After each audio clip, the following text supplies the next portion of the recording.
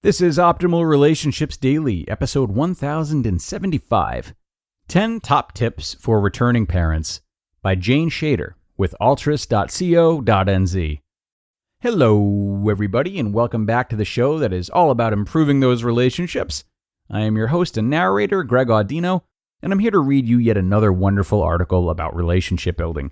Today, we'll have a look at what Jayne Chater of Altris has to say about how parents can return to work after being on leave to welcome a new baby. There can certainly be mixed emotions with such a thing, especially when a few extra hormones are sprinkled in. So let's hear Jayne's words of wisdom and optimize your life. 10 Top Tips for Returning Parents by Jayne Chater with Altris.co.nz. We have asked you what would be useful for you to receive, and we have listened. It seems the topic of transitioning out of and back into work is again very topical and of interest to many of you. This transition on and off the career track is one of the areas that parents and organizations constantly struggle with.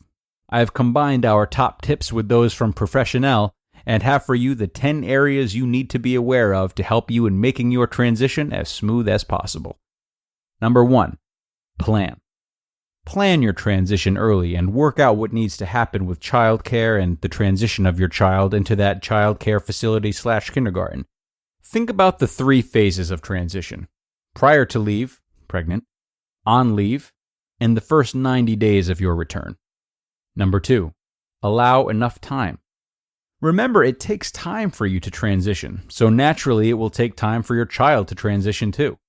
Ensure you allow enough time to help your child get used to their new routine. Can they start 2 weeks prior to you returning to the workplace? This gives you and your child time to get used to the new format of your days.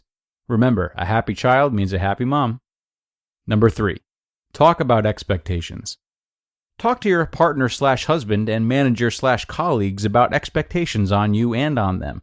For example, you may be able to start work late or finish work early, especially in the early months of your return.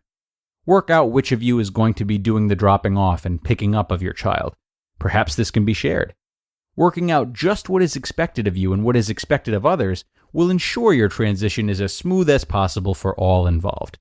The key is to keep communicating with your managers so they are not left in the lurch.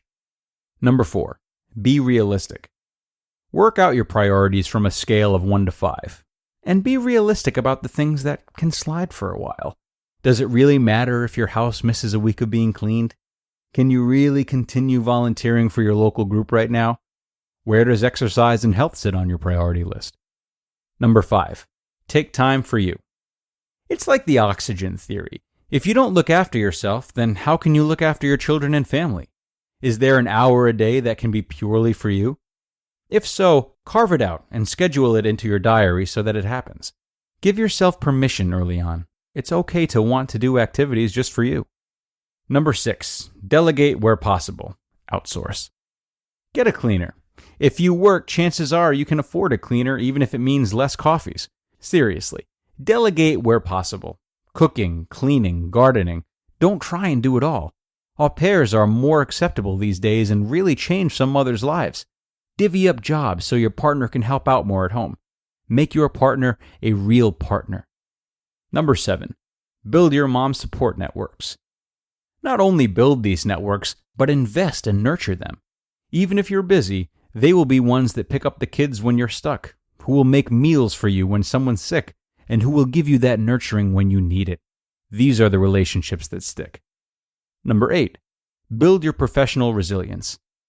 Many moms feel quite lonely when it comes to the struggle of the juggle, especially if their friends are stay-at-home moms. Go to networking events to meet like-minded working moms. These are different and special friendships which are really just yours. These women will provide you the balance and perspective which will help build your resilience for many years to come as your positions get more complex, and so will your kids' needs. Number 9, actively build your confidence. Build and sustain your confidence by investing in yourself. The biggest problem for moms returning to work is the loss of confidence, and it happens so fast. Go on parental leave with a plan on how you will keep building and sustaining it. Make it a KPI to listen to a TED Talk when you walk with the baby, so you feel you have something to contribute when you network and keep networking. Have coffees with colleagues to stay abreast with the goings-on, and have adult-only time so you can remind yourself of who you are. For those taking longer time out, get involved in things that build your skill set and keep updating your CV with them. Plunkett, community initiatives, community gardens, etc. 10. Reassess. Things change all the time, and it's important to keep reassessing if what we are doing is not working for us and our families.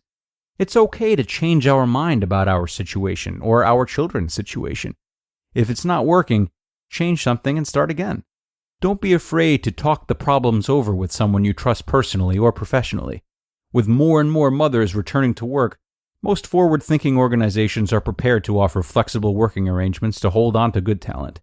Be prepared to be creative with how you work both at home and work.